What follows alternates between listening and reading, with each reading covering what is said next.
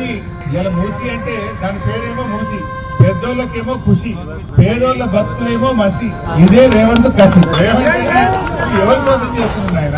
ఎట్లా బతుకుతున్నామో ఇక రోగాల పాలవుతున్నాము, నొప్పుల పాలవుతున్నాము. ఇక మా పరిస్థితి భగవంతుడు తెలుసు, మేము ఏం చేయాలి నాయన. ఇట్లే బతుకున్నాం సార్. కాళ్ళు చేతులు జ్వరాలు రోగాలన్నీ సమస్యలు వస్తున్నాయి.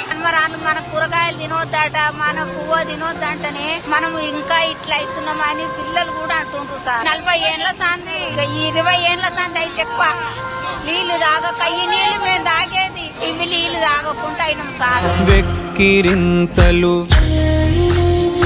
లెక్క చేయకు.